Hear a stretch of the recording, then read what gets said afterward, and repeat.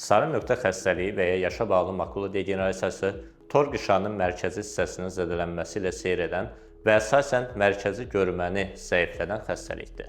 Pasientlər çox vaxt oxumaqda, detalları seçməkdə və üzləri tanımaqda çətinlik çəkirlər. Bu xəstələrdə katarakt əməliyyatı planlandığı zaman daha diqqətli davranmaq lazımdır. Kataraktın götürülməsi görməni müəyyən qədər yaxşılaşdırsa da, göz dibindəki problem səbəbilə görmə tam bərpa olmaya bilər. Bu xəstəyə öncədən ətraflı izah olunmalıdır. Əsas məsələlərdən biri də doğru linza seçimidir. Hər gözçil linza bu pasientlər üçün uyğun deyil. Monofokal və fokus dərinliyi artırılmış EDOF linzaların implantasiyası tövsiyə olunur. Eyni zamanda sarı linzalar zərərli mavi işığın bir hissəsini filtr edərək makulanın qorunmasına dəstək olur və bu da pasientlərə əlavə üstünlük təmin edir. Trifokal ağıllı linzalar isə işığı bir neçə fokus nöqtəsinə böldüyü üçün sarı nöqtə xəstəliyində kontrast həssaslığını azaldaraq görmə keyfiyyətini aşağı salır və buna görə də tövsiyə edilmir. Əməliyyatdan sonra gözlənilən görmə səviyyəsi əsasən torlu qışağda görmə mərkəzinin vəziyyətindən asılıdır. Katarakt əməliyyatı sarı nöqtə xəstəliyini müalicə etmir. Lakin kataraktın yaratdığı bulanıqlığı aradan qaldıraraq xəstənin mövcud görmə potensialını